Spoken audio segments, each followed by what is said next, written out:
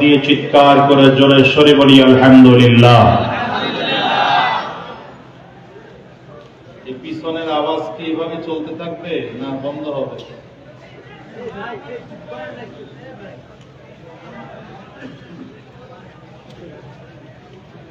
হযরত কুয়াকাটা হুজুর লম্বা সময় কথা বলেছেন, সম্ভবত সাড়ে সাতটার দিকে স্টেজে উঠছেন মনে হয় না?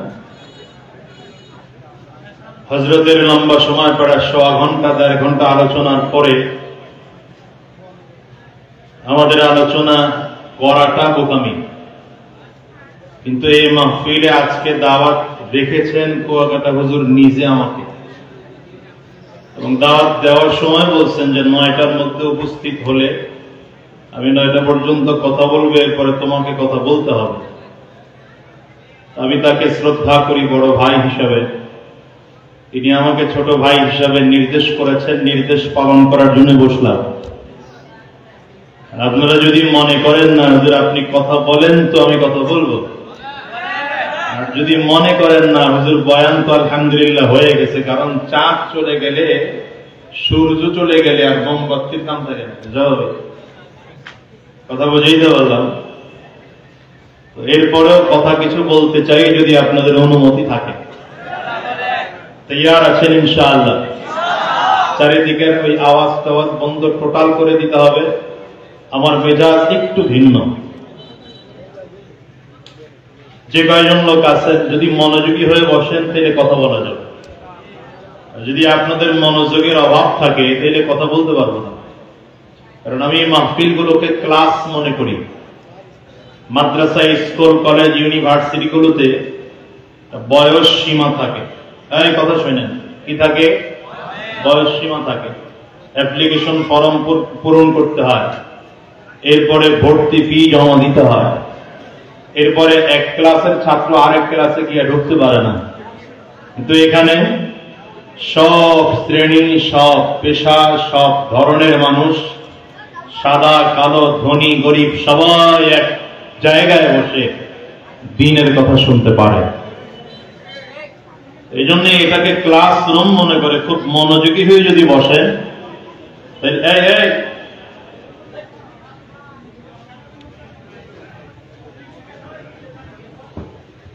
তাইলে কিছু কথা বলবো। তৈয়ার আছেন ইনশাআল্লাহ? এই ইনশাআল্লাহর আওয়াজে চলবে না, জোরে বলেন তৈয়ার আছেন? আমি জনগণের সাথে থাকি তো, মানে আমার সাথে আওয়াজ একটু বেশি দরকার। আমার সাথে যদি আওয়াজ বেশি দেন তাহলে কথা বলতে পারো। আপনারা আওয়াজ দিতে তৈয়ার আছেন তো ইনশাআল্লাহ? ভালো করে বাস কম না, ইরাদা জাতি বুঝেই না দুনিয়ার কিছু।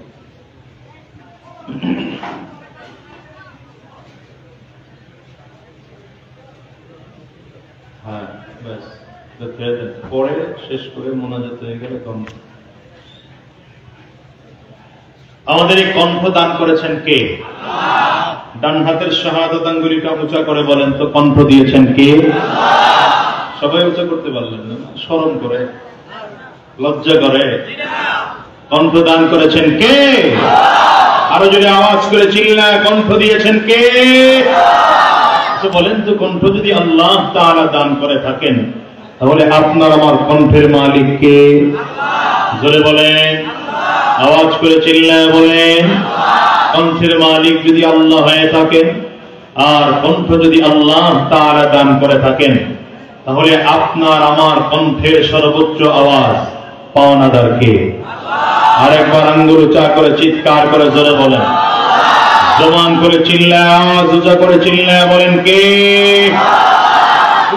মাঝখানে দেখ ভাই, আঙ্গুল উঁচা করলেন না, উঁচা করে বলেন, কণ্ঠ সকল সর্বোচ্চ আওয়াজ পাওনাদার কে? আর জোরে বলেন কে? সকলে জবান খুলে, প্রাণ খুলে, মন খুলে, কণ্ঠ উজাড় করে, ঈমানি আওয়াজকে উঁচু করে চিৎকার করে জোরে বলুন আলহামদুলিল্লাহ। আরো জোরে আলহামদুলিল্লাহ। আমরা প্রশংসা করলাম কার? প্রশংসা করতে হবে কার? সব কিছু চাইতে হবে কার কাছে? সম্পদ নাই, চাইব কার কাছে? সন্তান নাই চাইব কার কাছে, সম্মান নাই চাইব কার কাছে, বাড়ি গাড়ি নাই চাইব কার কাছে, আরে বাইরে মারার জন্য পিস্তল নাই চাইব কার কাছে? হ্যাঁ, এটা আল্লাহর কাছে যাবেন, শয়তানের কাছে যাবেন?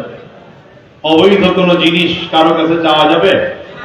বলেন না, জোরে বলেন না। আল্লাহর কাছেও চাওয়া যাবে না, ইবলিসের কাছেও চাওয়া যাবে না, ঠিক না বেঠিক? জোরে বলেন। বৈধ জিনিসগুলো চাইতে হবে আল্লাহর কাছে, ঠিক না বেঠিক? এমন বান্দা বানছে মাশাআল্লাহ। এটা যে এমনি সার্ভিস দিলে পাবলিক খুঁজবে যে অমুক মাহফিলে মাইক ভালো ছিল কাটা, এই আমি এটার কারণে পাবলিককে দিই। অবৈধ জিনিস দুনিয়ার কারো কাছে যাওয়া যায় না, বৈধ জিনিসগুলো চাবো একমাত্র কার কাছে? বলে বৈধ জিনিসগুলো একমাত্র আল্লাহর কাছে যাবো। দেখেন, আল্লাহ তাআলা এমন একজন দ্বীনওয়ালা রব, যিনি মুসলমানকেও দেন, কাফিরকেও দেন, বেঈমানকেও দেন, চাইতে পারলেন মুশরিককেও দেন। সুবহানাল্লাহ বলবেন না? বরঞ্চ রাসূলুল্লাহ সাল্লাল্লাহু আলাইহি ওয়াসাল্লামের হাদিস, মান লাম ইয়াসআলিল্লাহ ইয়াগদাব আলাইহি, যে আল্লাহ পাকের কাছে চায় না আল্লাহ তাআলা তার সাথে রাগ করেন। দুনিয়ার মানুষ আর আল্লাহ পাকের হিসাব সম্পূর্ণ আলাদা। দুনিয়ার মানুষের কাছে চাইলে মানুষ খুশি বেজার হয়, না চাইলে মানুষ কথা পায়। দুনিয়ার মানুষের কাছে না চাইলে মানুষ খুশি, চাইলে মানুষ বেজার।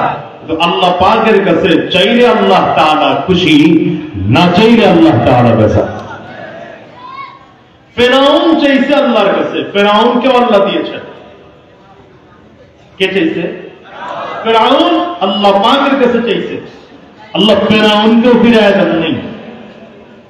আপনারা জানেন যে আল্লাহ তাআলা কুদরত, ফিরআউনকে আল্লাহ তাআলা জীবনে কোনোদিন একটা জ্বর দেন নাই, ঠান্ডা কাশি দেন নাই, যেন কিয়ামতের ময়দানে আল্লাহর সামনে দাঁড়ায় বলতে না পারে যে আল্লাহ, আমরা যদি অসুস্থ না বানাইতা তাহলে আমি দুনিয়ার বিশাল রাজত্ব আর ক্ষমতায় টিকে থাকতে পারতাম। আল্লাহ বলেন, এই সুযোগটাও আমি তোরে দিলাম না, আজীবন সুস্থ রাখলাম, দেখি তোর খোদাগিরি কতদিন টিকায় রাখতে পার।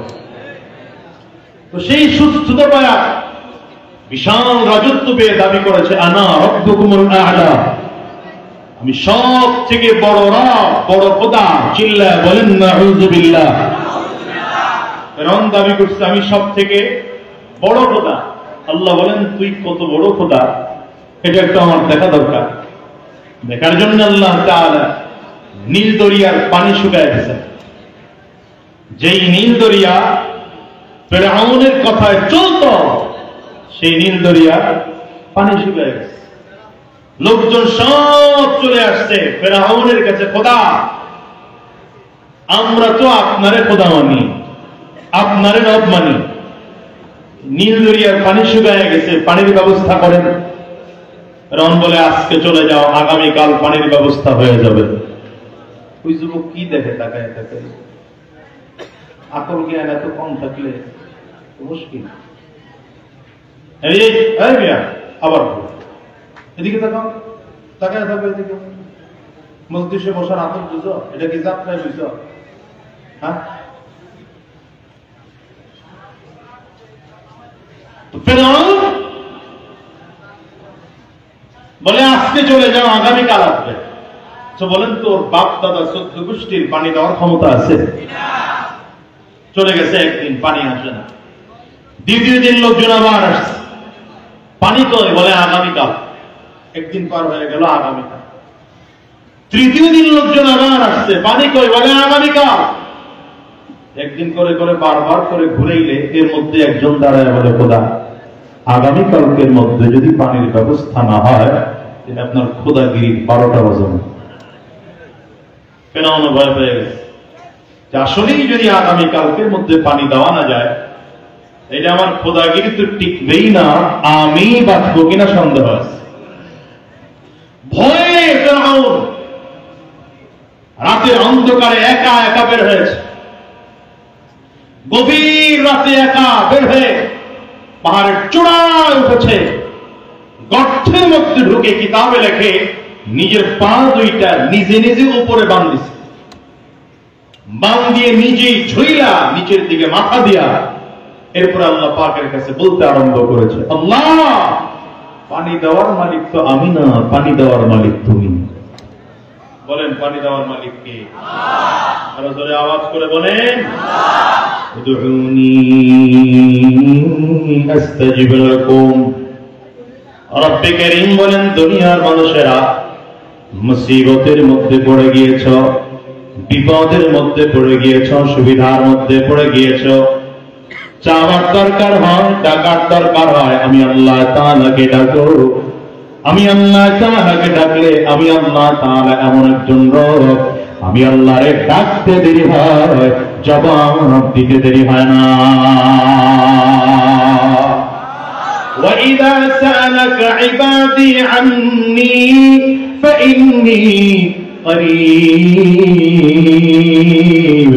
রব্বে কারীম বলেন, গোলাম তুমি যদি মুসিবতের মধ্যে পড়ে যাও, যদি বিপদের মধ্যে পড়ে যাও, বিপদের মধ্যে পড়ে গিয়া আমি আল্লাহ তাআলাকে যদি ডাকার মতো ডাকতে পারো, আমি আল্লাহ তাআলা এমন একজন রব, ডাকলে আমি তোমার ডাকে সাড়া দেওয়ার জন্য তোমার কাছে এসে দাঁড়ায় যাও। রাত বড় গভীর, ফেরাউন গভীর রাতে পাহাড়ের চূড়ায় উঠে গর্তের মধ্যে ঢুকে আল্লাহ পাককে বলা শুরু করেছে, আল্লাহ আমি পানি দেওয়ার মালিক না, পানি দেওয়ার মালিক হলে তুমি। আগামী কালকের মধ্যে যদি পানির ব্যবস্থা না হয় আমার খোদাগিরি টিকবে না, আমি নিজেই বাঁচবো না। এমন করে বারবার করে বলে আমার আল্লাহ তাআলা ফেরাউনের মতো এই বেঈমান ও কাফিরদের তোমার আল্লাহ কবুল করে নিয়েছেন। লম্বা রাত ধরে ধরে দোয়া করে, দোয়া করতে করতে সকাল হয়ে গেল। ফেরাউন গর্তের ভেতর থেকে বের হলো, মুখে দাঁড়ায় তাকায় দেখে একজন যুবক দাঁড়ানো আছে। যুবকটার চেহারা দেখলে সুঠাম দেহের মনে হয়, দেখলেই মনে হয় অনেক বড় শক্তিশালী। যুবকের সামনে দাঁড়ায় যুবক ডাক দেয়, ফেরাউন রে, গোটা দুনিয়া খুঁজলাম, কোথাও আপনারে খুঁজে খুঁজে পাইলাম না, খুঁজে খুঁজে এখানে চলে আসলাম। কেন আসছ? বলে একটা বিচার নিয়ে আসছি। ফেরাউন দেয় ধমক, বেটা এটা বিচারের জায়গা নাকি? আমার সিংহাসনে যাবি, সিংহাসনে গেলে বিচারের ব্যবস্থা করে দেব। ফেরাউনের দিকে তাকিয়ে যুবক বলে, খোদা বিচার করার জন্য আর বিচার চাওয়ার জন্য যেহেতু খুঁজে খুঁজে এখানেই চলে আসলাম, আমি আর আপনার সিংহাসনে যাব না, এখানে বসেই বিচার দেব। ফয়সালা এখানে বসেই দিতে হবে। বিচার না শুনে, ফয়সালা না দিয়া এক কদম সামনে বাড়াইবেন তো ঠ্যাং ভেঙে ফেলাবো। কেমন খোদার খোদা যে পাবলিক তারে ঠ্যাং ভাঙার ফেরত দেয়। খোদার পাওয়ার কত বুঝেন না। দেখবেন দুনিয়া অনেক ক্ষমতাওয়ালা আছে, দাপটে টিকা যায় না, কি কথা বলেন না? কিন্তু যখন দল ক্ষমতায় থাকে না তখন মুরগির মতো হয়ে যায়। দল ক্ষমতায় আসলে লাভ দিয়ে দাঁড়ায় যায়। নেতা ভাগলে কর্মীও ভাগা শুরু করে, ঠিক না ঠিক না? হাঁটতে হাঁটতে পরিস্থিতি এমন হয়, দরবেশ সাহেব দাড়ি রাখতে লম্বা করে চমৎকার, কিন্তু নেতা ভাবছে এই ভয়ে দাড়িটারে কামাইয়া চুলে কলপ লাগাইয়া প্যান্ট শার্ট খুলে লুঙ্গি পড়েছে, সাধারণ জেলে সেই যা মাছের নৌকা উঠা, তারপরও বাঁচতে পারে না, ধরা দেয় যায়। এমন হয় বাংলাদেশের ঘটনা না, কথা পায় না তো, বাংলাদেশের ঘটনা না। স্টেজের হুজুররা কইব না কথা, কারণ এরা ওয়াদা করেছে বাড়ির থেকে যা করে কোথায় আওয়াজ দেব না। আপনারা যদি কথা না বলতে হেরা বেরোব না, এরা তো আপনার কাছ থেকে শিখবো।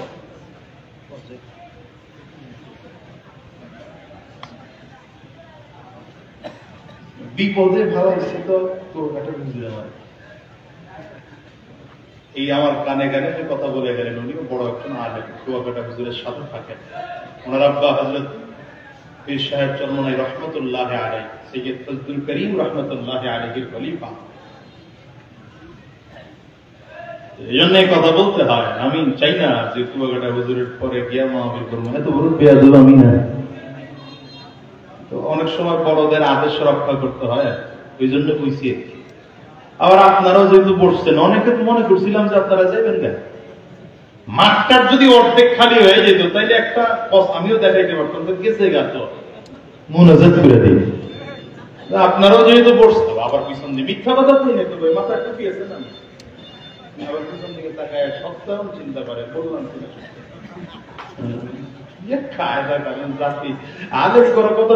বিশ্বাস হয় না। বিশ্বাস হয় না কারণেই তো 17 বছর ঢুকে ঢুকে মরেছেন। ঠিক আসতে গেল কেটা কেটা দেখেন তো তাকায় তাকায় কই না শেষ করেন, এরপর আমি ওয়াজ করি। এত গোনা জরুরি এটা না, নাই টাকাগুলো কইনা শেষ করেন, এরপর আমি ওয়াজ করি। এটা একদম প্যাকেট করে বাইন্দা ধুয়ে দিলাম, আবার শুরু করছি। একটু আগায় দেন তো, ইউটিউবের চেহারা দেখে দিল এটা প্যাকেট করে ধুয়ে দিছিলাম না, আবার কাজটা করলেন। বুঝে নাই এটা আদব না, আদব ভিন্ন জিনিস ভাই। দিন সবার কপালে জুটে না, দিন আদবওয়ালা মানুষের কপালে জুটে। ঠিক না বেটি?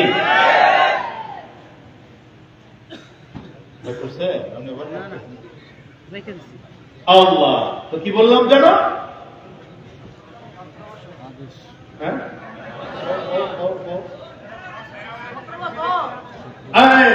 হুজুরদের কথা বিশ্বাস করেন নাই? বহুত বলছি, বহুত বলেছি, বরঞ্চ আমাদের কথা সহ্য হয় নাই। অর্ধেক ওয়াজ শুনছেন, পরে এসে বলছেন, নেতা এসে কইছে হুজুর এই অর্ধেক ওয়াজ করছেন, এটা জায়েজ ছিল, এখন ওয়াজ করতেছেন এটা জায়েজ না। ঠিক না বেটি? আবার থানার থেকে আইসা কি কারণ গেছে গা, কারণ গেছে, কারণ গেছিল গা, এটা না বইলা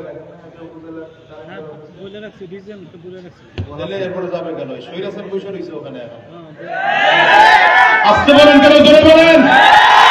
আমি তো প্রায় আলোচনায় বলি, বাংলা জমিনে সৈরাচার একটা বিদায় হয়তো আরেকটা হিসাব আছে। জগত্তল পাথরের মতো বাংলার মানুষের কপালে স্বৈরাচার এসেছে, এই জন্য যুদ্ধ করতে হবে, তো স্বৈরাচারের বিরুদ্ধে করতে হবে, ইসলামের পক্ষে করতে হবে।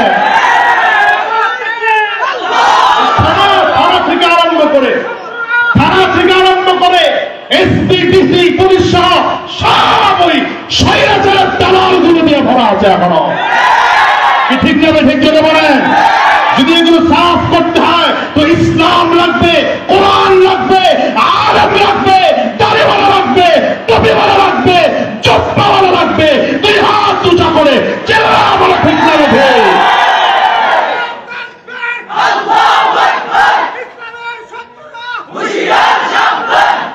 সুতরাং আগামী দিনে আমাদের যুদ্ধ কাদের সাথে, এটা আমাদের ক্লিয়ার আছে, আমরা পরিষ্কার আছি।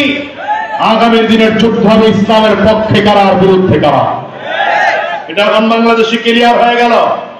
কারা ইসলামের পক্ষে, কারা ইসলামের বিরুদ্ধে, ঠিক কিনা বলো? আল্লাহ জাতিকে হেফাজত করুন, চিল্লায় জোরে আওয়াজ করে বলেন আমিন। রাগ করলেন বুঝি আপনারা?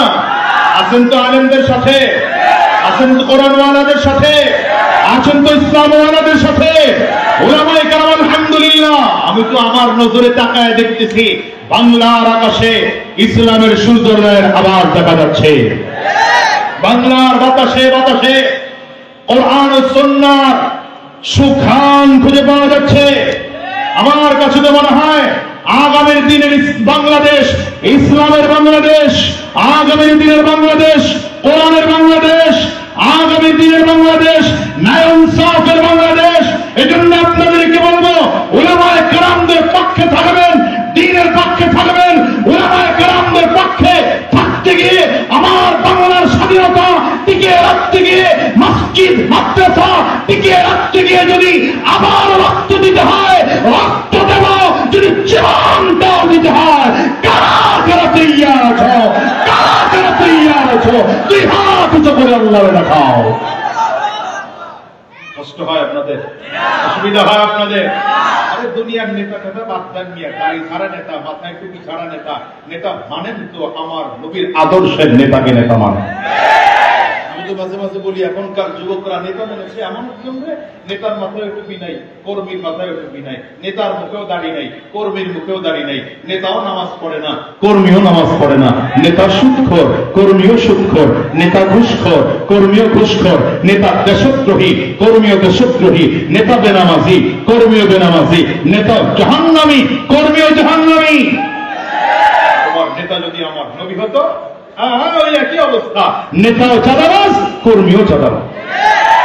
আর তোমার নেতা যদি আমার নবী হতো, তাহলে আমার নবীর আদর্শের টুপি তোমার মাথায় থাকতো, নবীর মুখের দাড়ি তোমার মুখে থাকতো, নবীর সুন্নতি লিবাস তোমার মধ্যে থাকতো। নবী এক ওয়াক্ত নামাজ ছাড়েন নাই, তুমি নামাজ ছাড়তে পারতে না। আমার নবী হারাম রাস্তায় চলেন নাই, তুমিও হারাম রাস্তায় চলতে পারতে না। আমার নবী দ্বীন কায়েমের জন্য গোটা জিন্দেগি চেষ্টা ফিকির আর মেহনত করেছেন, তুমিও গোটা জিন্দেগি চেষ্টা ফিকির আর মেহনত করতে।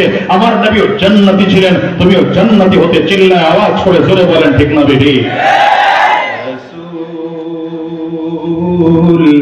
নামে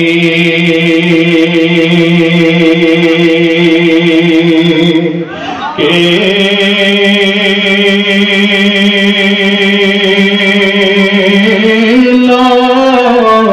মদিনা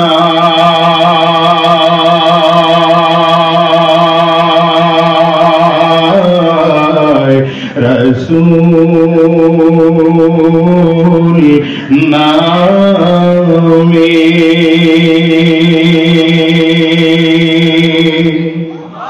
ওরে আকাশের চন্দ্র কেড়ে ওকে আল্লাহ মদিনা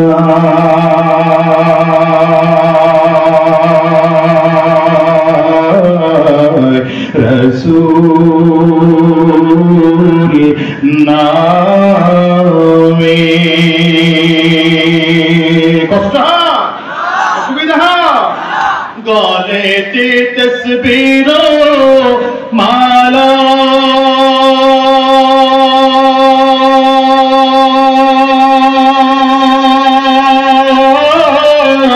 কেবল কামলিওয়ালা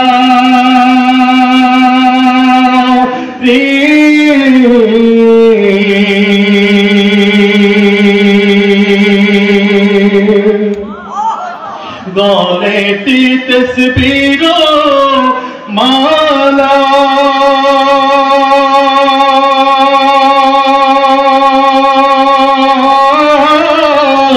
কেবল কামলিওয়ালা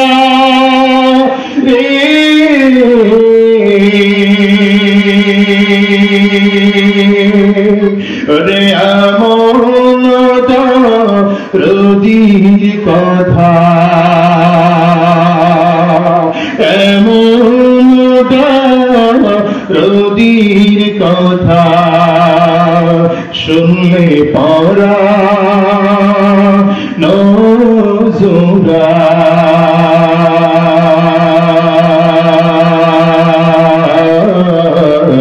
রাসূল নামে বলেন না রাসূল নামে। যুবক নেতা যদি মানতে হয় আমার নবীকে নেতা বানাও। বলো কে নেতা, কে নেতা, কে? তোমার নেতা আমার নেতা।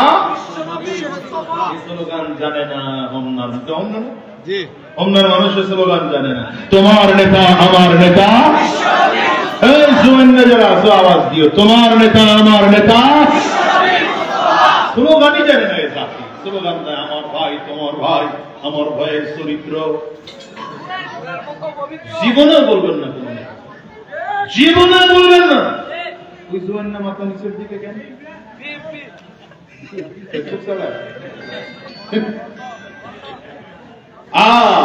তোমার নেতা আমার নেতা বিশ্ব নবী মুস্তফা তৈয়ার আছেন তো ইনশাআল্লাহ। স্লোগান দিবে, স্লোগান শিখায় দেয়, স্লোগান দেয় দিতেছে, আমি দিতেছি খারাপ স্লোগান দেয়। আমার ভাই, তোমার ভাই, আমার ভাইয়ের চরিত্র ফুলের মতো পবিত্র। পৃথিবীর কোন মানুষের চরিত্র হতে পারে? বলেন না কেন পারে? বাংলাদেশের শ্রেষ্ঠ পীর, তার চরিত্রে ভেজাল আছে কিনা? কি ভেজাল থাকতে পারে কি পারে না? বাংলাদেশের শ্রেষ্ঠ স্কলার, আপনি বলতে পারবেন যে তার চরিত্র 100% ভালো? একমাত্র একজন ব্যক্তির চরিত্র ছিল, আকা নামদার তাজদার মদিনা আহমদ মুজতবা মুহাম্মদ মুস্তাফা। চিল্লায় জোরে বলেন সাল্লাল্লাহু আলাইহি ওয়াসাল্লাম। আমার নবীর আখলাকের মধ্যে, আমার নবীর সিরতের মধ্যে, আমার নবীর চরিত্রের মধ্যে যাররা পরিমাণ কোনো সন্দেহ নাই, ভেজাল নাই, ত্রুটি নাই। কারণ আল্লাহ তাআলা পয়গম্বর আরবের চরিত্রের সার্টিফিকেট নিজে দিয়েছেন। আমার নবীর চরিত্রের সার্টিফিকেট কে দিয়েছেন? জোরে বলো। وَإِنَّكَ لَعَلَى خُلُقٍ عَظِيمٍ।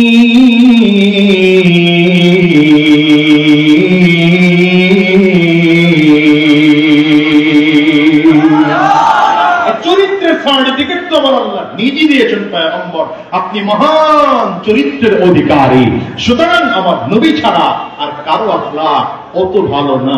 এই জন্য স্লোগান দিবেন তো আমার নবীকে, নবীর পক্ষে স্লোগান দেন। নেতা বানাবেন তো নবীর পক্ষে, নবীকে নেতা বানান। ঠিক না বেঠিক? জোরে বলে বলো, তোমার নেতা আমার নেতা, আমরা সবাই রাসূল সেনা, আমরা সবাই রাসূল সেনা। স্লোগান দেই নাই, মাত্র শিখাইলাম। স্লোগান দেব এখন। তৈয়ার আছেন? কাশি দেন, গলা ক্লিয়ার করেন, দেখি অবস্থা কি। ভালো করে কাশি দেন। রাত বেশি হয়নি তো, মাত্র 9:10টা। তো কাশি দিতে অসুবিধা নাই, আওয়াজ এখনো চলার কথা। কারণ এই অঞ্চলের মানুষ 11টার আগে ঘুমায় না। আপনারা আবার ভয় পেলেন না যে আজকে মাইক পাইছেন, জীবনে পান না, 11টা পর্যন্ত মনে হয় আপনি ওয়াজ করবেন। টেনশন করেন না, আজকে আগে ছাড়লে এটা আমার সুবিধা। যত আগে ছাড়বো তত আগে লাভ। এই জন্য খুব অল্প সময় কথা বলবো, লম্বা সময় কথা বলার মতো পরিস্থিতি আমার নাই, সুযোগও নেই। ভাইরা, পারবেন নবীর পক্ষে একটা স্লোগান দিতে? বলেন না, বলেন না, বলেন না, পারবেন?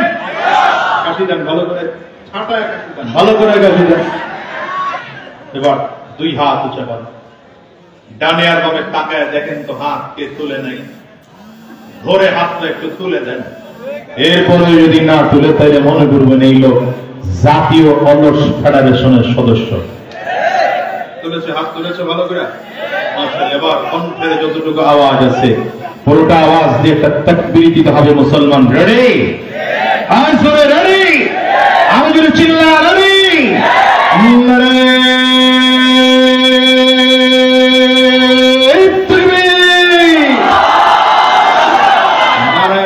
তাকবীর দেন না মিয়া, বেঈমান আওয়াজ শুনলেই যেন ভয় পায়।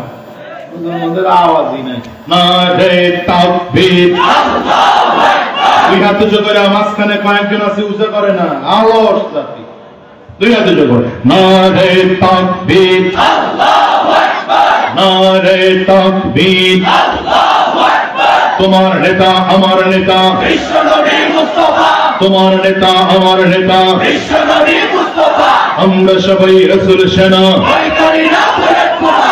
আর জোরে, আমরা সবাই রাসূল সেনা, ভয় করি না বুলেট বোমা। নারে তাকবীর, আল্লাহু আকবার। কোরআন সুন্নাহর আলো ঘরে ঘরে জালো, সংসদে জালো, কোরআন সুন্নাহ যেখানে আমরা আছি সেখানে, আলেম ওলামা যেখানে আমরা আছি সেখানে, পীর বুজুর্গ যেখানে আমরা আছি সেখানে। দিয়েছি তো রক্ত, আরো দেব রক্ত, দিয়েছি তো রক্ত, আরো দেব রক্ত। রক্তের বন্যায় ভেসে যাবে অন্যায়, রক্তের বন্যায় ভেসে যাবে অন্যায়। দিল্লি না ঢাকা, ঢাকা ঢাকা, দালালি না রাজপথ, রাজপথ রাজপথ। স্লোগান নিয়ে ময়দানে নামেন, দেখবেন কোন বেঈমান সামনে দাঁড়ানোর সাহস করবে না। কোন বেঈমান সামনে দাঁড়ানোর সাহস করবে না। ঠিক না বেঠিক? জোরে আওয়াজ করে বলেন। ফেরাউন লম্বা সময় দোয়া করে, মনে আছে না? ভুলে গেছেন? বের হলো তো যুবক দাঁড়ায় বলে, খোদা বিচার নিয়ে আসছে। বলে বেটা, সিংহাসনে গেলেই তো হয়, সিংহাসনে গেলে আমি বিচার করে দেব। যুবক দাঁড়ায় বলে, খোদা এখানেই যেহেতু চলে আসছি, বিচার দিতে সিংহাসনে যাব না, এখানে বসেই বিচার শুনবেন, এখানে বসেই ফয়সালা করবেন, না করে বিচার কথা না শুনে এক কদম সামনে বাড়াইলে মনে আছে ফেরাউন ভয় পেয়ে গেছে, আরে আমি একা একা মানুষ, বিমান বাহিনী নেই, কামান বাহিনী নেই, 3-5 স্তর বিশিষ্ট কোন সিকিউরিটি গার্ড নাই, যদি জ্বরেই আমারে তো আমি তো শেষ। যুবকের দিকে তাকায় দাঁড়ায় বলে, বলো কি সমস্যা তোমার? এখন যুবক বলে, আমার বিচার হলো কোন গোলাম যদি মালিকের বিরোধিতা করে, বিচার কি?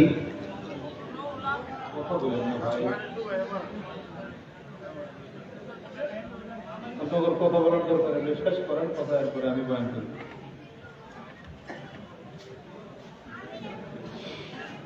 বিচার হলো কোন গোলাম যদি মালিকের বিরোধিতা করে, আর গোলাম হইয়া যদি সে নিজেকেই নিজের মালিক বলে দাবি করে, তাহলে তার শাস্তি কি হওয়া দরকার? পয়েন্ট বুঝলেন? কারে বলে? ফেরাউন কথা বলতে বলতে পাহাড়ের চূড়ায় উঠেছে, পাহাড়ের চূড়ার থেকে তাকায় দেখে সেই বিশাল নদী, যেই নীল দরিয়ার জন্য কান্না করেছে আল্লাহর কাছে, তাকায় দেখে আরে পানি তো দেখা যায়। ওর বুঝে আসছে যে তাইলে তো আমার দোয়া বুঝি কবুল হয়ে গেছে। বুঝে না কথা? আমার দোয়া বুঝি কবুল হয়েছে। আনন্দে বলে, যদি কোন গোলাম মালিকের বিরোধিতা করে আর নিজেই যদি নিজেকে মালিক বলে দাবি করে, তার শাস্তি হলো এমন নীল দরিয়ার মতো পানির মধ্যে চুবাইয়া মারা। যুবক সাথে সাথে কাগজ আর কলম দিয়েছে, স্যার আমার কথা যদি বিশ্বাস না করে পাবলিক, আপনি একটু কলম দিয়ে লিখে দেন। এখন ফেরাউন লিখে দিচ্ছে, কোন গোলাম যদি মালিকের বিরোধিতা করে, গোলাম হইয়া যদি নিজেকে মালিক বলে দাবি করে, তার শাস্তি হলো নীল দরিয়ার মতো এমন পানির মধ্যে চুবাইয়া মারা।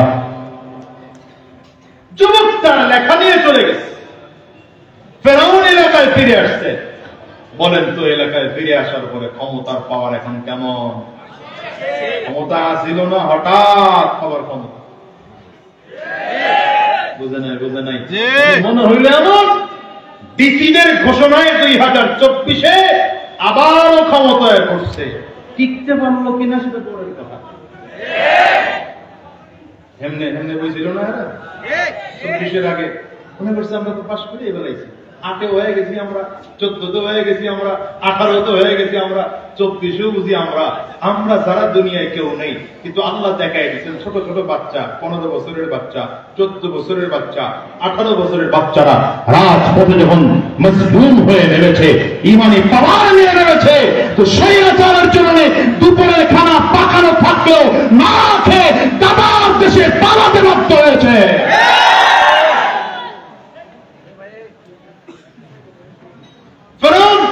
লেখা দিয়ে চলে গেছে, তো যুবক চলে আসছে।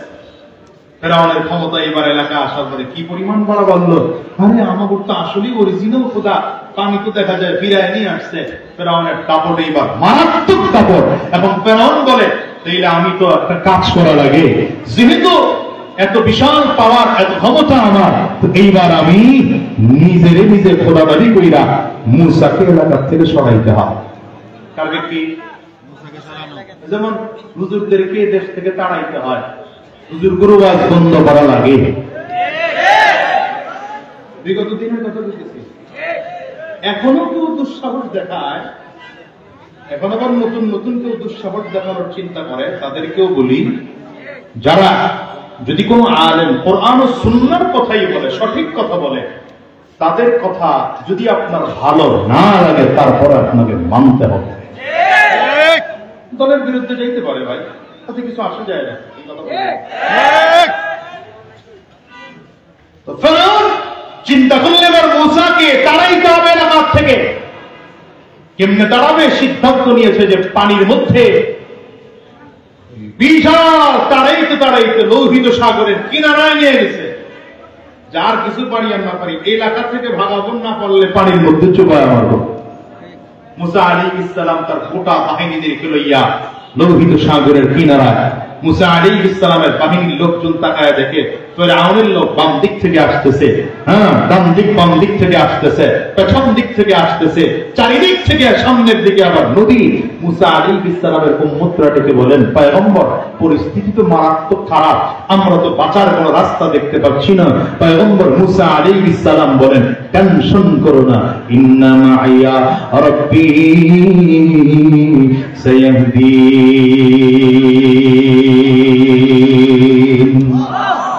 পয়গম্বর মুসা আলাইহিস সালাম বলেন, টেনশন করো না, আমার সাথে আমার আল্লাহ সিন রাস্তা দেখায় দিবেন।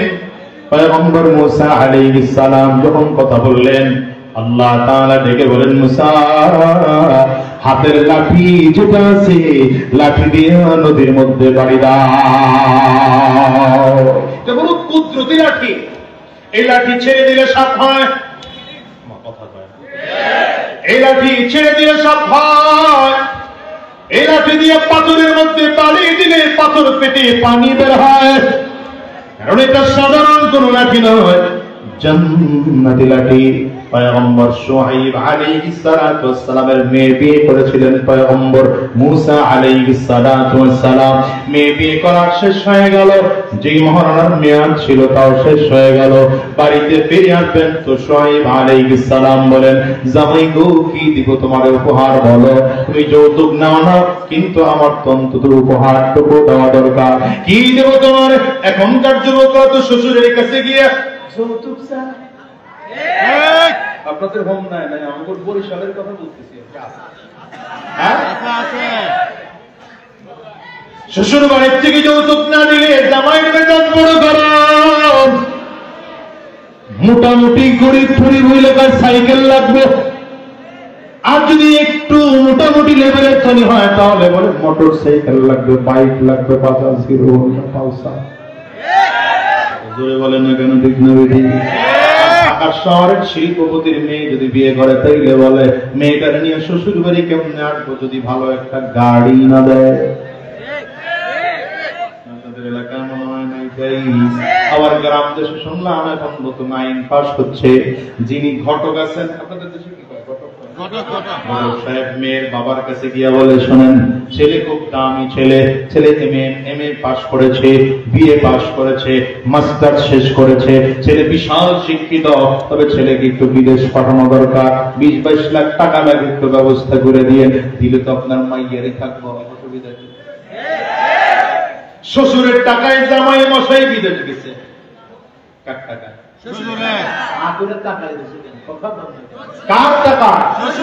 শ্বশুরের টাকায় জামাই মিয়া বিদেশ। জামাই মিয়া এখন বিদেশ গিয়া বউয়ের নামে আলাদা অ্যাকাউন্ট করে বউয়ের কাছে টাকা পাঠায়, আবার কখনো শাড়ির নামে আলাদা অ্যাকাউন্ট করে শাড়ির জন্য মোবাইল, শালার জন্য ল্যাপটপ, শালার জন্য হুন্ডা। বৃদ্ধ বাবার খবর নেয় না, বৃদ্ধা মায়ের খবর নেয় না। মুরব্বী মানুষ মসজিদের ইমাম সাহেবের কাছে ঘুরে আর বলে, হুজুর দোয়া করেন, কপাল বড় পড়ে গেল, বিয়ে করাইলাম না জানি পোলাটারে হারাইলাম। ও মিয়া বুড়া, ওই শ্বশুরের কাছ থেকে যৌতুক নিয়া তোমার ছেলেকে তার কাছে তুমি বিক্রি করে দিয়েছ।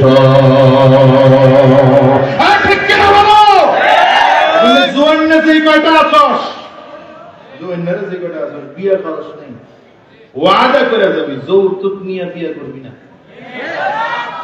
মুরব্বীরা হাত তুলে, জোয়ান্নারি হাত তুলে না, যৌতুক নিয়ে জীবনে বিয়ে করবো না।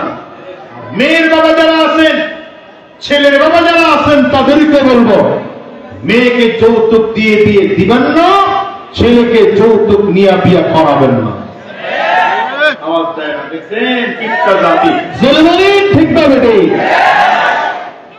মনে রাখবেন, যৌতুক দেওয়া, যৌতুক নেওয়া, যৌতুকের সুপারিশ করা, যৌতুকের সাক্ষী থাকা সবগুলো হারাম। ইসলামে হারাম করেছে, রাষ্ট্রীয়ভাবে এটাকে দণ্ডনীয় অপরাধ করেছে। ঠিক কিনা বলো? ফেরাউন এইবার চিন্তা করে পয়গম্বর মুসা আলাইহিস সালামের এলাকা থেকে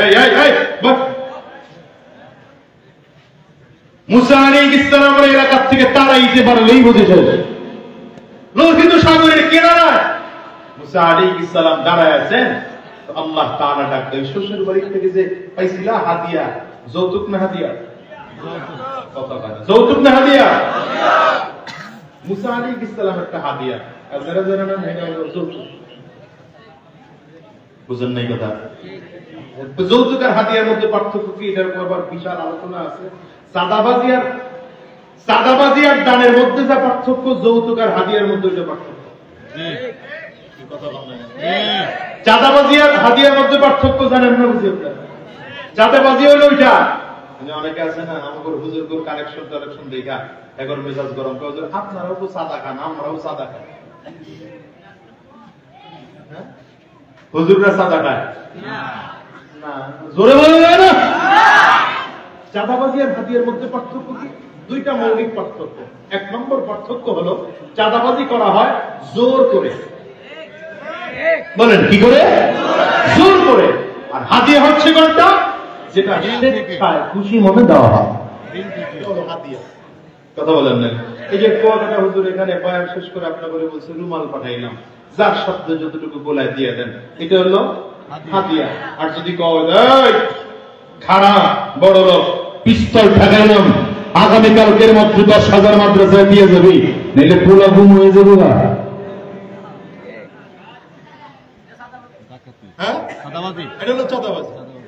আগামীকালকের মধ্যে দোকান করো এলাকায়, বাসায় 5,000 টাকা দিয়ে এসো, নাহলে সরকার লাগায় দেব। এটা হলো হাদিয়া। কোনটা? দ্বিতীয় নম্বর পার্থক্য হলো হাদিয়া কালেকশন করা হয় দ্বীনের স্বার্থে। কিসের স্বার্থে? দ্বীনের স্বার্থে, জনকল্যাণের স্বার্থে। আর চাঁদা কালেকশন করা হয় নিজের পেটের জন্য।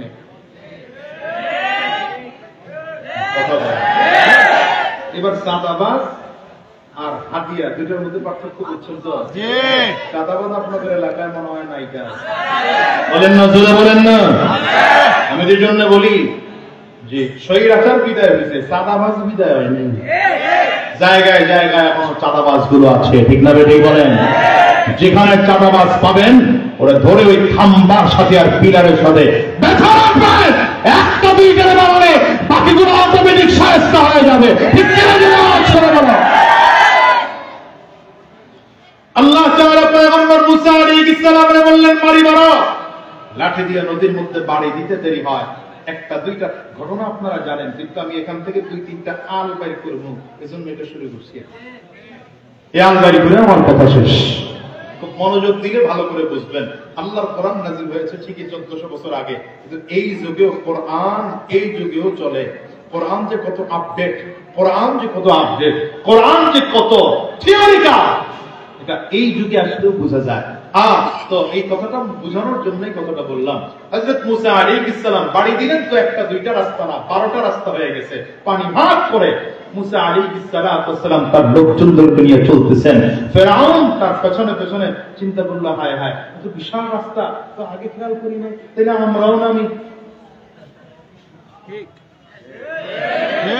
মুসা আলাইহিস সালাম যখন নদীর মাঝখানে, ফেরাউন তখন এই পার দিয়ে নামতেছে, মুসা আলাইহিস সালাম ওই পার থেকে পার হয়ে গেলেন। ফেরাউন কই? জোরে কয় না, জোরে কয় না। আল্লাহ বলেন, পানি রে, আমি তোরে ক্ষমতা দিয়েছিলাম, কিছুক্ষণের জন্য তোর ক্ষমতা আবার কেড়ে নিয়েছিলাম, যা তোর ক্ষমতা তোকে আবার ফেরত দিলাম। পানির কাজ হলো ঢেউ তৈরি করা, পানির কাজ হলো মানুষকে চুবাইয়া মারা। পানি এখন ক্ষমতা পাইয়া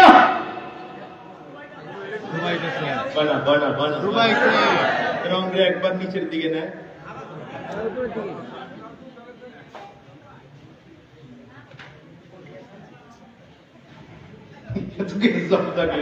কথা কয়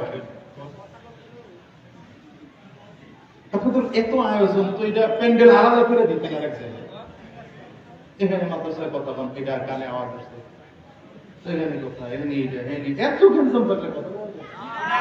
এই জন্য আমি মাদ্রাসার ছাত্র পড়ায় অভ্যাস তো, 20 জন লোক দিলে মনোযোগী হইলে আমি কথা বলতে পারি, আর সামনে 5,000 লোক মনোযোগী নেই আমি কথা বলতে পারি, একটা আমার মেজাজ হয়। আমি এটাকে আগেই বলছি, ক্লাস মনে করি। আল্লাহ ভাইরা আমার, ফেরাউন কি করলো? একবার নিচের দিকে যায়, উপরের যখন দেখছে আর উপায় নাই, সিদ্ধান্ত হয়ে গেছে মরবেই। ও বুঝে ফেলছে এখন আমার মৃত্যু নিশ্চিত, এখন বলা শুরু করছে। কোরআনে বলে আল্লাহ তাআলা আমানতু বিরাব্বি মূসা ওয়া হারুন। এখন ফিরআউন ডাক দেয় আল্লাহ, নিজের আল্লাহ পায় না। এখনো ফিরআউন বলে আমি ফিরআউন মূসা আর হারুনের আল্লাহ পাকের উপর ঈমান আনলাম। আল্লাহ বলেন এখন আমি আল্লাহ পাকের কাছে ঈমান গ্রহণযোগ্য হবে না। আল আনা ওয়া ক্বাদ আসাইতা মিন ক্বাবলু ওয়া কুনতা মিনাল মুফসিদিন।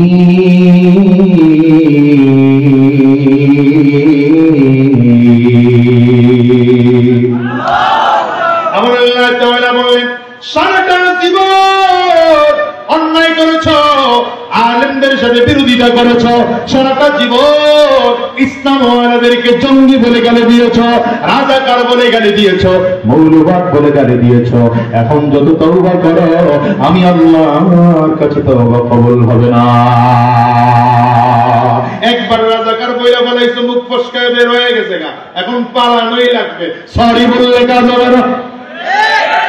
কিছুটা মিলে কথা কয় না, আগুরে তাকাই দিয়েছে, বুঝেই না। কিছুটা মিলে আরো মিলবে, পুরো মিলে মিলে নাই, আরো মিলতেছে সামনে। দুনিয়ার মুসলমানেরা ফিরআউনকে আল্লাহ তাআলা যখনই কথা বলতে শুরু করেছে আমানতু বিরাব্বি মূসা ওয়া হারুন, আল্লাহ তাআলা জিবরিলকে পাঠায় দেয়, জিবরাইল যাও ফিরআউন যেন সামনে কথা বলতে না পারে, নিচের থেকে কিছু কাঁথা উঠায় ফিরআউনের মুখের মধ্যে মেরে দাও। ফিরআউনের মুখের মধ্যে কাদা ঢুকায় দেওয়া হলো। এখন ফিরআউন হাঁ করে আছে, মুখের মধ্যে কাদা, সামনের দিকে কথা বাড়াইতে পারে না।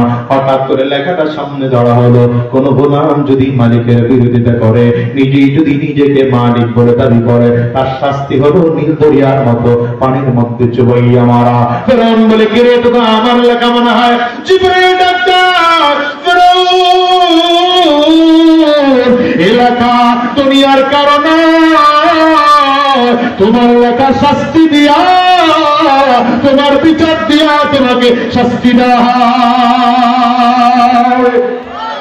আমিও তোমাদেরকে বলে যাই, শোনো, মোল্লা মানুষ বইলা দিয়ে গেলাম, এখন মাঝে মাঝে আমার খবর পাই তিনি নাকি মারা গিয়েছেন।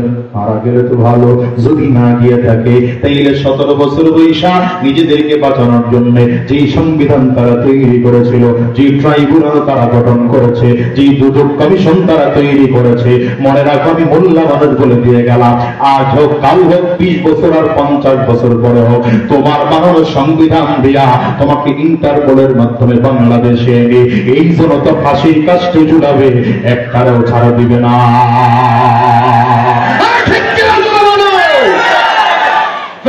এবার পানির মধ্যে ডুবে একবার নিচের দিকে যায়, আবার উপরের দিকে উঠে, লম্বা তো আজরাইলের মাধ্যমে জান কবজ করা গলাইলে ফেরাউন পানির মধ্যে 40 দিন। কয়দিন? 40 দিন পানির মধ্যে। 40 দিন এলাকার মানুষ বিশ্বাস করে না, মিশরের মানুষগুলো বিশ্বাস করতে চায় না। এত বড় খোদা মরে কেমনে? আরে যার কথায় পানি চলতো, কথা বলে, যার কথায় পুলিশ চলে, যার কথায় আর্মি চলে, তার কথা তিনি আবার পালায় কেউ? হ্যাঁ, ফেরাউনের কথায় নীল দরিয়ার পানি চলে, নিয়ে জোয়ার ভাটা হয় ফেরাউনের। মানুষগুলো, মিশরের মানুষগুলো বিশ্বাস করে না। 40 দিন হয়ে গেল, আল্লাহ তাআলা ডাক দিলেন, পানি তোর ভেতরে যে ফেরাউনের লাশ আছে, এটা ফেরাউন মানুষগুলো বিশ্বাস করে না। ভেতর থেকে লাশটারে ফিকে চরের মধ্যে ফেল। ফেরাউনের লাশটাকে নদীর পানির ভেতর থেকে ওই ঢেউয়ের কারণে সামনে আসতে আসতে আসতে বিশাল দেহওয়ালা দানবের মতো বিশাল দেহটা যখন চরের মধ্যে পড়ে আছে, মিশরের মানুষগুলো নিজের চোখে দেখে দেখে বিশ্বাস করে না, আসলেও তো বেঁচে নাই, মরে গেছে। আমরাও বিশ্বাস করি নাই, আপনাদের কথা আর কি বা বলবো। আমরা যখন মিছিল করতেছিলাম দুপুর 2:30 বাজে, 3টা বাজে, কিন্তু বিশ্বাস হয় না কেমন করে পালায়। বিকাল 4টা যখন বাজলো, হঠাৎ করে ভিডিও দেখলাম,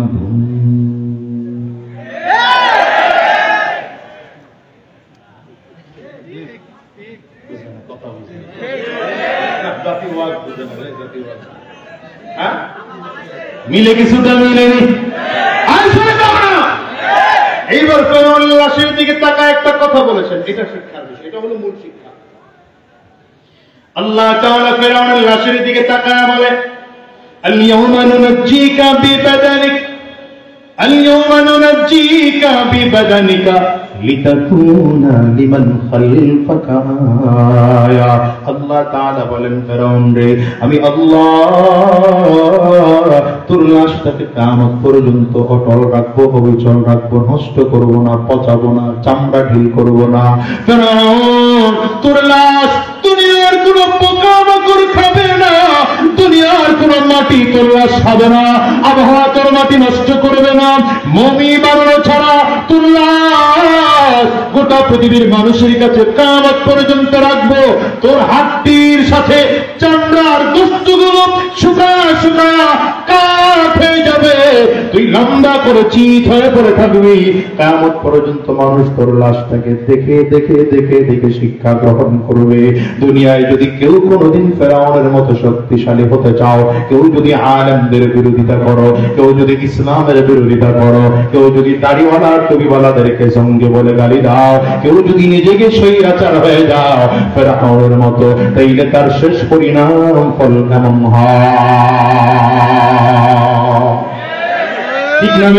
আওয়াজ করে বলো। আল্লাহ তাআলা ফেরাউনকে দিয়ে দেখাইছেন, কিন্তু শিক্ষা গ্রহণ করে নাই। বাংলাদেশের মানুষ তোমাদেরকে বলি, শোনো, ওটা ছিল পুরুষ ফেরাউন, 24-এ বাংলাদেশ থেকে বিদায় হয়েছে, ওইটা মহিলা ফেরাউন। ঠিক কিনা ছিল না বলো? এরপরও যদি বাংলাদেশের ক্ষমতাসীন যারা আছো, এরা যদি আলেমদেরকে দেখলে মেজাজ গরম করো, আলেমদেরকে জঙ্গি বলো, আলেমদেরকে রাজাকার বলো, আলেমদেরকে মৌলবাদ বলো, অপেক্ষা করো, তোমাদের ভবিষ্যৎ ওই লেডি ফেরাউনের মতোই হবে। তুই হাত তুলে চিল্লা জোরে বলে ঠিক কিনা? এই জন্য সাবধান করে বলি, উলামায়ে কেরামদের সাথে থাকো, দ্বীনের পথে চলো।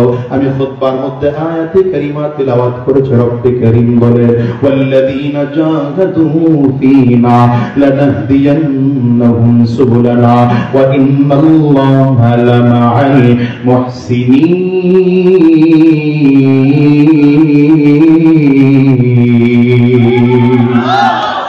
আল্লাহ তাআলা গোটা পৃথিবীর মানুষকে জানিয়ে দেয়, দুনিয়ার মানুষ শোনো, আমি আল্লাহর রাস্তায় চলার জন্য যদি কেউ চেষ্টা করে, মেহনত করে, ফিকির করে, আমি আল্লাহ তাআলা আমার একজন কুদরতি রব, আমি আল্লাহ তাআলা আমার রাস্তায় চলার জন্য বান্দাকে সহজ রাস্তা দেখায় দেই। দেখেন তো দুনিয়ার সাহাবায়ে কেরামদের অবস্থা কেমন ছিল, যারা ছিলেন জাহান্নামের আসামি, কিন্তু নবীজির হাতে হাত দিয়ে যখন কালিমা পড়ে মুসলমান হয়ে গেলেন। এরা এত চমৎকার দামি মানুষ, দুনিয়াতে থাকা অবস্থায় জান্নাতের সার্টিফিকেট পেয়ে জমিন থেকে বিদায়। সাহাবায়ে কেরাম তো রক্ত দিতেও তৈয়ার, জীবন দিতেও তৈয়ার, কিন্তু দ্বীন ছাড়তে রাজি না। এটার নাম সাহাবীদের ঈমান। এজন্য রব্বে কারীম বলেন, আমিনু কামা আমানান নাস।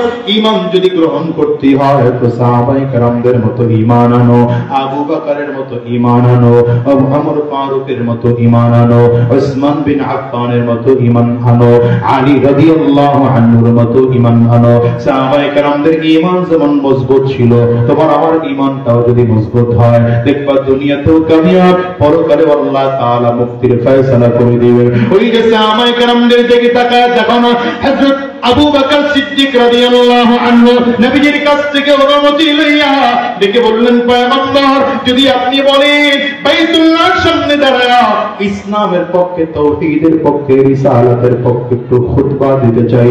কেউ যখন সাহস করে না, রাসূলুল্লাহ সাল্লাল্লাহু আলাইহি ওয়াসাল্লাম পারমিশন দিলেন। পারমিশন লইয়া আবু বকর সিদ্দিক রাদিয়াল্লাহু আনহু বাইতুল্লাহর সামনে দাঁড়িয়ে তাওহীদের পক্ষে বক্তব্য দিচ্ছেন, দ্বীনের পক্ষে দাওয়াত দিচ্ছেন।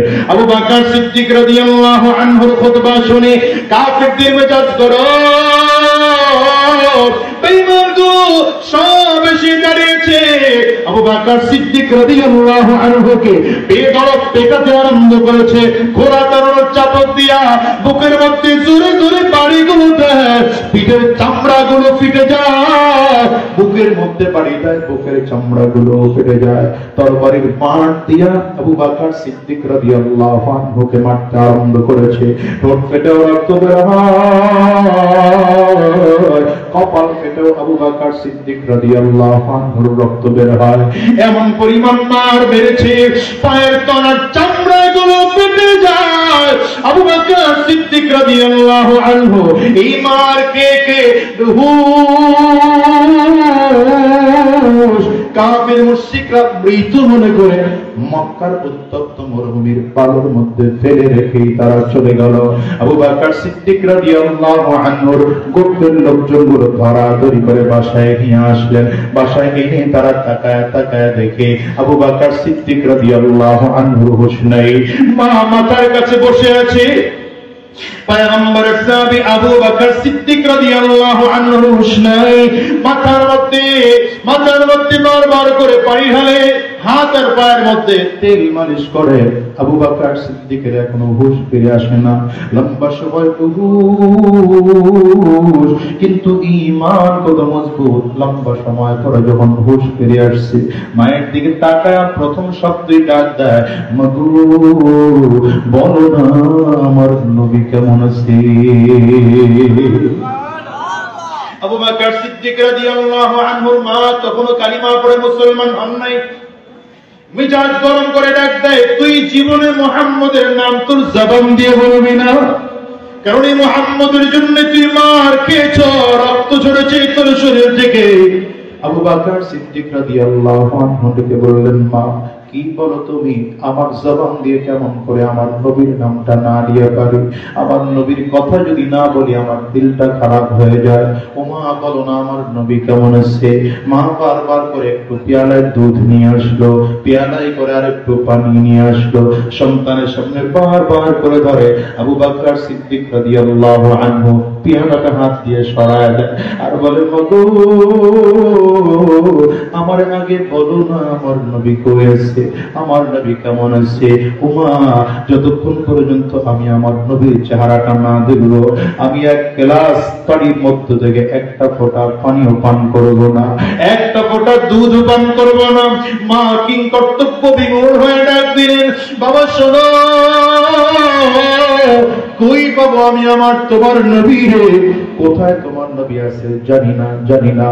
হযরত আবু বকর সিদ্দিক রাদিয়াল্লাহু আনহু বললেন, মা কোথাও যদি না পাও তাহলে আমরের বাড়িতে চলে যাও। আমরের একটা বোন আছে, নাম তার ফাতিমা। ফাতিমার কাছে গিয়ে জিজ্ঞাসা করো না আমার নবী কই আছে। হযরত ফাতিমার কাছে গিয়ে জিজ্ঞাসা করলে তিনি চিন্তা করলেন, সরাসরি নবীর কথা কোথায় আছে বলা যাবে না। যদি বলি তো কাফির মুশরিকরা জেনে গেলে আমার নবীকে তারা হামলা করবে। কারণ ইসলাম তখন প্রকাশ্য না, গোপনে গোপনে দ্বীনের দাওয়াত চলতেছে। হযরত ফাতিমা রাদিয়াল্লাহু আনহু আস্তে আস্তে করে সামনের দিকে আগায়। পর্দার আয়াত তখন নাজিল হয় নাই। আবু বকর সিদ্দিকের ঘরের দরজা দিয়ে যখন ঢুকতেছে, আবু বকর সিদ্দিক চোখের পানিগুলো ফেলে ডাক দেয়, ফাতিমা রে বল না আমার নবী কই আছেন, বল না আমার নবী কই আছেন।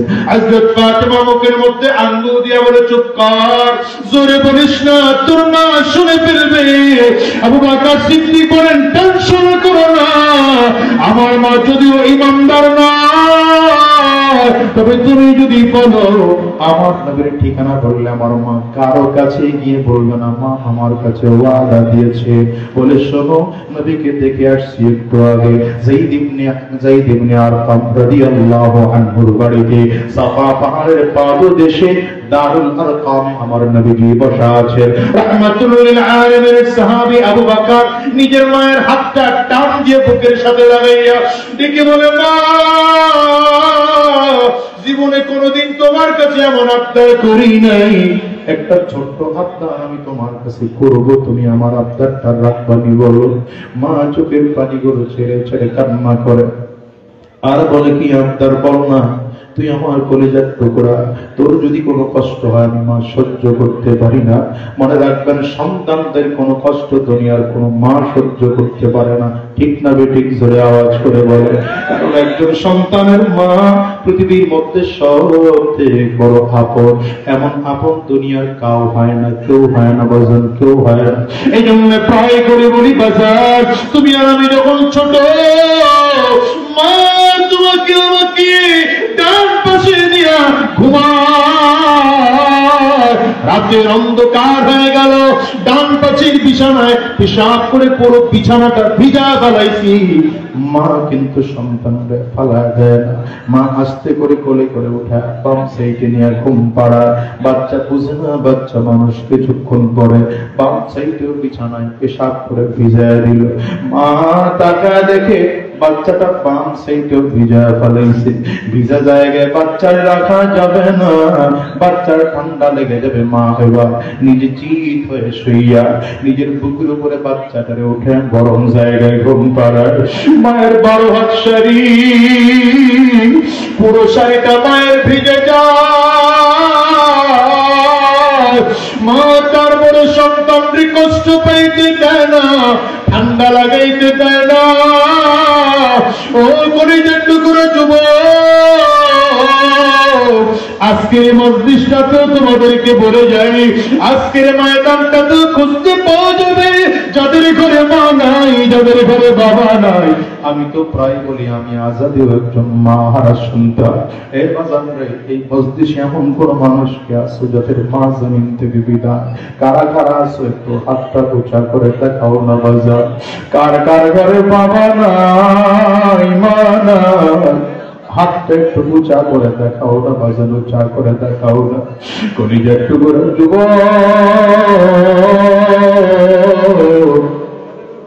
এই মানুষগুলো হাত তুলেছে, হাতগুলো নামাইবেন না বাজান, তুলে রাখে।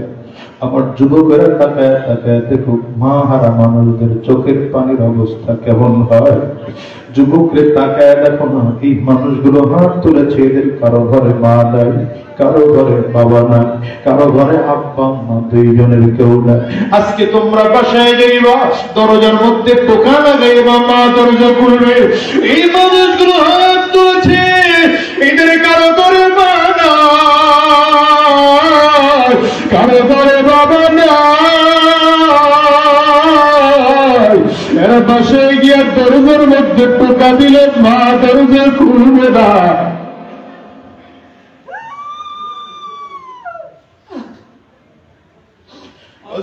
কি দিয়ে তোমাদেরকে বোঝাবো জানি না। আবু বকর সিদ্দিক রাদিয়াল্লাহু আনহু চোখের পানি ফেলে কান্না করে, হাতগুলো নামা। বাজার রে, তুই কি চাইবি আমার কাছে, চা না, আমি দেওয়ার জন্য তৈয়ার আছি। মায়ের হাতটা বুকে টান দিয়ে লাগায় বলে, মগো আমার পার করে মন চাইছে আমার পিয়ারা নবীর চেহারাটা আমি একটু দেখবো। আবার নবীরে কাফিররা পারছে কি নবী জানি না।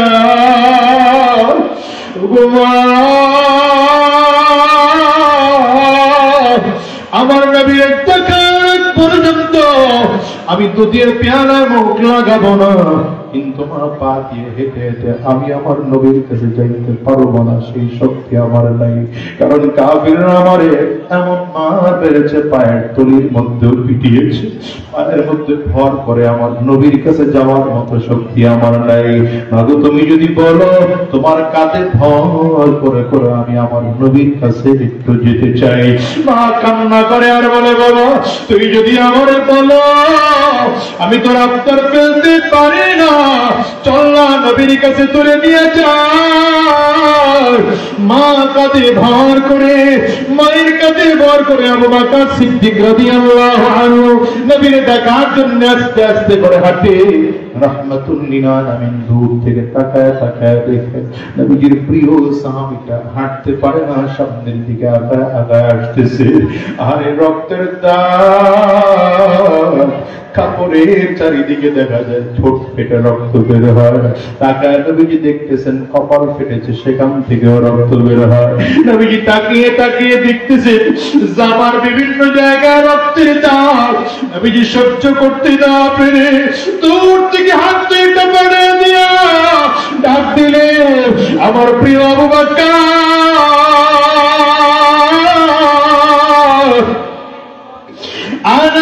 আমার কাছে নবীজির ডাক শুনে আবু বকর সিদ্দিক সহ্য করতে পারলেন না। মায়ের কাঁধের থেকে হাতটা সরে একটা দৌড় দিলে, দৌড় দিয়ে হাঁটতে পারেন না আবু বকর। হুমড়িকে আবু বকর সিদ্দিক জমিনের মধ্যে পড়ে গেলেন। আহারে রাহমাতুল লিল আলামিন এসে আবু বকর সিদ্দিক রাদিয়াল্লাহু আনহুকে জড়ায় ধইরা চোখের পানিগুলো ফেলে আমার নবীও কাঁদেন, আবু বকর সিদ্দিকও কাঁদে। আবু বকর সিদ্দিক আমার নবীর কপালের মধ্যে চুমা খায়, আমার নবীর হাতের তালুর মধ্যে চুমা খায়, আর ডেকে বলেন, নবী আমার, আপনারে কাফিররা মারছেনি। নবী বলেন, না না, বরং তুমি তো অনেক আঘাত প্রাপ্ত হইলা। ও দুনিয়ার মুসলমানেরা, যদিও নবী না, কিন্তু নবীর দ্বীন আজকে জমিন থেকে বিদায় হয়ে যাচ্ছে। কাফের মুশরিকরা নবীর ওয়ারিস উলামায়ে কেরামদেরকে বারবার জঙ্গি বলে গালি দেয়, বারবার করে রাজাকার বলে গালি দেয়। দাড়িওয়ালা টুপিওয়ালা দেখলে মেজাজ গরম হয়। আমিও তোমাদেরকে বলি, শোনো, এমন মাদ্রাসাগুলোতে জঙ্গি তৈরি হয় না, রাজাকার তৈরি হয় না, উগ্রবাদ তৈরি হয় না। শোনো শোনো, এমন মাদ্রাসাগুলোতে আখলাকওয়ালা মানুষ তৈরি হয়, নায়েবে নবী তৈরি হয়। এমন মাদ্রাসাগুলোতে মানুষগুলো চোর তৈরি হয় না, বরং চোর এসে মাদ্রাসায় ভালো হয়ে যায়, খারাপ মানুষগুলো এসে ভালো হয়ে যায়। এই জন্য অনুরোধ করি বাজান, এমন মাদ্রাসাগুলোর বিরোধিতা করবা না। এমন মাদ্রাসা পাইবা তো মাদ্রাসার সহযোগিতা করো, উলামায়ে কেরামদেরকে পাইবা তো উলামায়ে কেরামদের সহযোগিতা করো। আলেমদেরকে গালি দিবা না, আলেমদের বিরুদ্ধে কথা বলবা না, আলেমদেরকে জঙ্গি আর রাজাকার আর উগ্রবাদ বলে গালি দিবা না, বরং তাকে দেখো তোমার আমলনামায় কত গুনাহ, দেখো তো গুনাহের কারণে তোমার কপাল খারাপ। টাকা টাকা দেখো না কত মানুষের গুনাহ নিজের আমলনামায় কেমন। তাসবির দানা ছিঁড়ে গেলে যেমন একটার পর একটা গুনাহ যেমন তাসবির দানাগুলো পড়তে থাকে, তোমার আমার আমলনামায় তো তেমন করে গুনাহ একটার পর একটা লিপিবদ্ধ হচ্ছে। দেখো তো ফেসবুকের মধ্যে গুনাহ, মেসেঞ্জারের মধ্যে গুনাহ, হোয়াটসঅ্যাপের মধ্যে গুনাহ, ভাইবারের মধ্যে গুনাহ, ওই মা আর বাবার সাথে অন্যায় করেছো আরেক গুনাহ, আলেমদেরকে গালি দিয়েছো আরেক গুনাহ, মাদ্রাসা মসজিদের বিরোধিতা করো আরেক গুনাহ, চাঁদাবাজি করো আরেক গুনাহ, আরেক বাইরে গালি দাও আরেক গুনাহ, পরের হক নষ্ট করো আরেক গুনাহ। আজকের ময়দানে যারা যারা আছো বাজার, অনুরোধ করে গেলাম, আজকের মাহফিলটা কারো জীবনের শেষ মাহফিল হতে পারে। আজকের এই মোনাজাত কারো জিন্দেগির শেষ মোনাজাত হতে পারে। আজকের ময়দান থেকে ওয়াদা করে যাও আর বলো, আল্লাহ কুয়াকাটা হুজুরের বয়ান শুনলাম, আর উলামায়ে কেরামদের বয়ান শুনলাম। এই আল্লাহ ওয়ালাদের বয়ান শুনি না, দিনদারদের বয়ান শুনে কত মানুষের চোখ দিয়ে পানি বের হয়। আমার চোখে কেন পানিও না? আমার কপাল বুঝি পুরা, গুনাহ করে করে করে করে কলবটা শক্ত, এই জন্য চোখ দিয়া পানিও বের হয় না।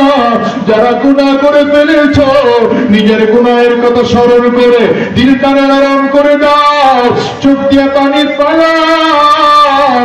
অনেকের ঘরে মা নাই, বাবা নাই, আব্বা আম্মার কথা স্মরণ করে চোখের পানি পালাও।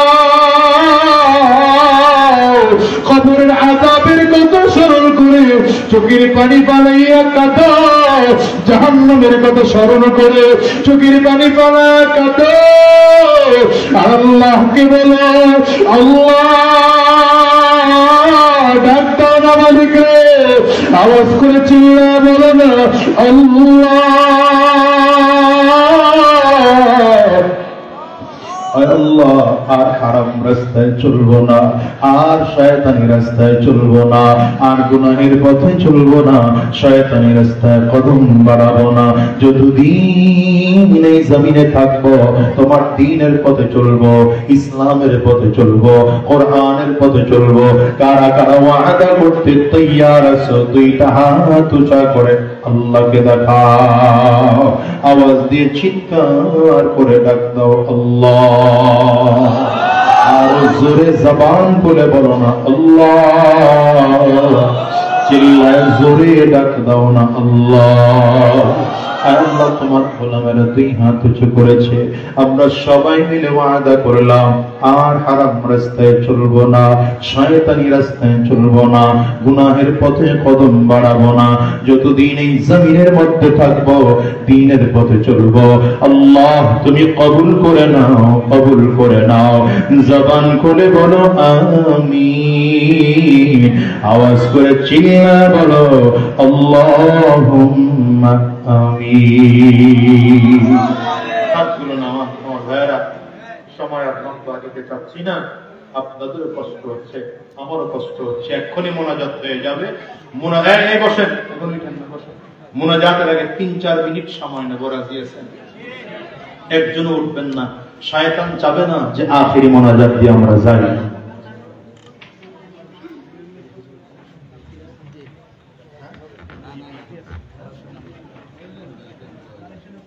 বসেন বসেন, শোনেন।